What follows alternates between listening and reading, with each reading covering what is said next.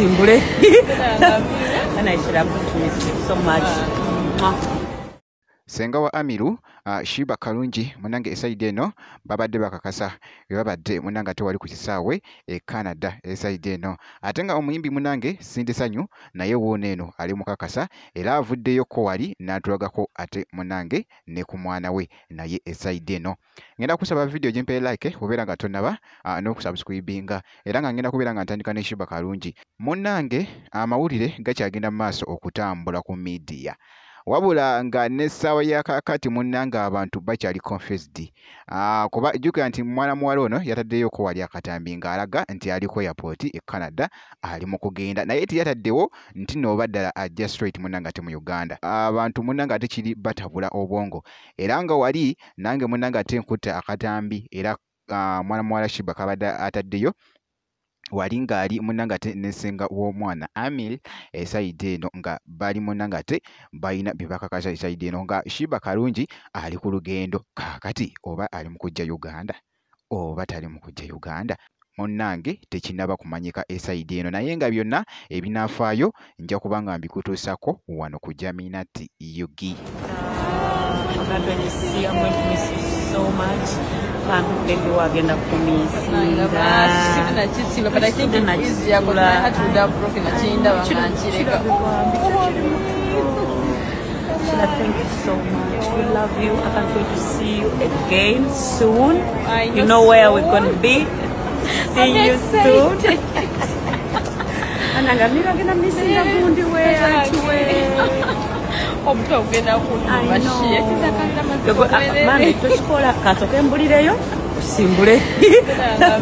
And I should have to miss you so much. Oh, baby. Bwe kityo munnange bwe kitambudde esaide eyo ew'omuyimbi munnange Shiba Kalungi ng'ali ku lugendo lwe ekigambibwa nti ali mu kujja munnange ate mu Uganda esaide eno. Kakati awo kankuggyeko ate nkutegeezako nti no Sindi Sanyu olunaku olwa Women's Day yavuddeyo ko wali n'ateeka ekifaananyi munnange ku mikutu gye egy'enjawulo n'atulaga omwana we munnange saide eno nga bw'olaba munnange era ng'ekifaananyi ekyo kyatwedinze nnyo naddala omukutu munnange ate ogwa Facebook kw'ossa n'emikutu emirala kyatwedinze nnyo omukyalo ono munnange Sindi Sanyu era nga bw'olabaawo.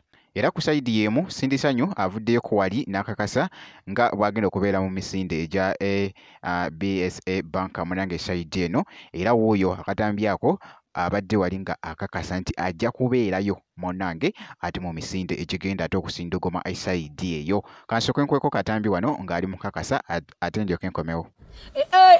Nze ndi Wakabinga Muhammad Ali Bragana Bawasana Basiba Kadali Galem full package. What's up everybody? This is Sindu. This is definitely the king herself. Now I'm excited.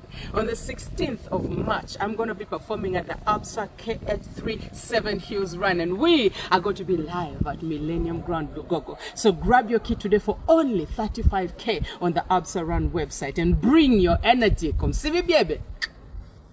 Energy Radio. Bwe kityo nno munnange ate bwe kitambudde era bwe nkyekize ku bantu bano Shiba Kalungi ate Sindi Sanyu wano wonna kibadde kitambwira ddala. Ngenda kusaba video gimpe like obeera nga tonaba n'okusubscribinga ngenda kubeera nga nkomawo ate maaso eyo ne video endala.